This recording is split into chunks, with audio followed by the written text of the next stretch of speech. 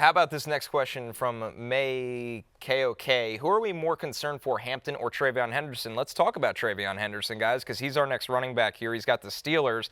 Running back third, yeah? Before we get to TreVeyon Henderson, do you mind? Not enough Hampton for you? Not enough Hampton. Let me go back. All right, see Hampton there. We're off the air in 38 minutes. Yes, it doesn't matter. Whatever. I do the show for me. People are, and it's fair. You don't hide that from anyone. No, I give you if that. people are watching, it's great. If they're not, whatever. It is what it is. I just need to talk for about an hour every day. We had to do waivers for you yesterday. Yeah, right? Okay, here we go.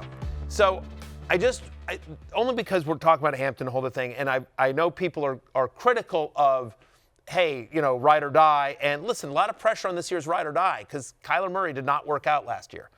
All I'm going to say is I want to just talk about some of the other guys that were thrown to me, because I put it out on social media. Who should be my ride or die this year? A little bit of engagement farming, but it's okay. I'm a man, I'm human.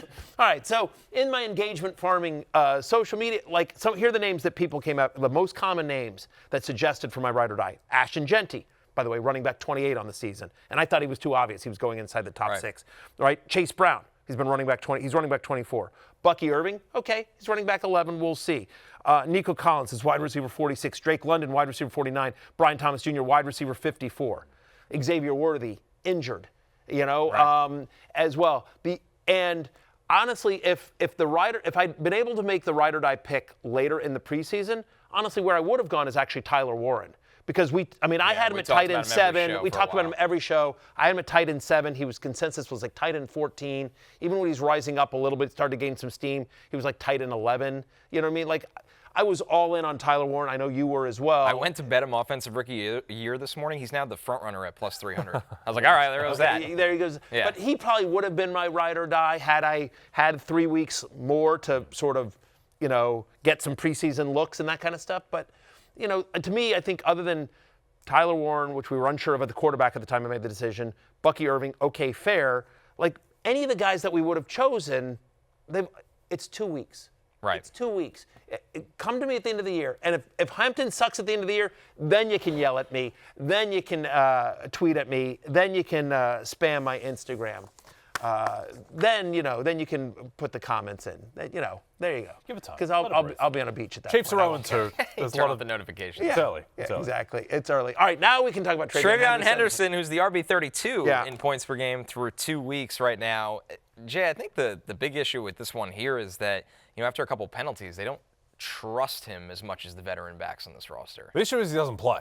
He's not on the field, and it's hard to produce when you're not on the field. And I think this is the fear with Mike Vrabel, kind of old school coach, likes guys to not make mistakes, and he's just not putting him out there. And also, Ramondre Stevenson, for his sins, he executes the offense, and he seems to do what Vrabel wants him to do, what the coaches want him to do. And it's not like Ramondre's like a bad running back either. He's solid, and he seems to have a hold on that role in the offense. So we'll see. I think there are going to be games where TreVeyon Henderson just breaks a 70-yarder, and then people are back in on him. But I think Ramondre is clearly the guy in that backfield for now. Could not agree more. He's my running back 36. I'm closing it out.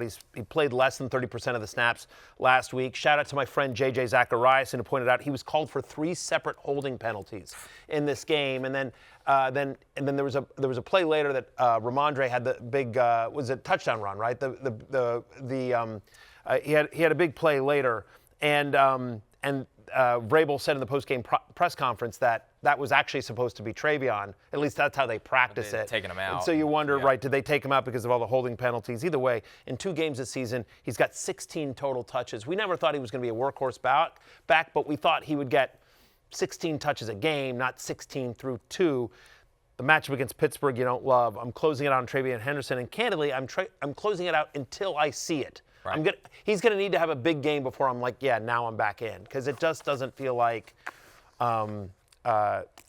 he's what they're hoping for, and Ramondre looks good.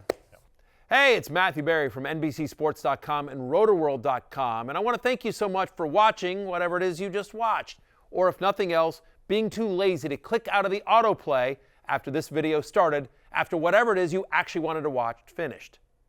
But now that you're here, I'd like to take a moment here to ask you respectfully now, okay? I'm asking you respectfully to subscribe to the NFL on NBC YouTube channel.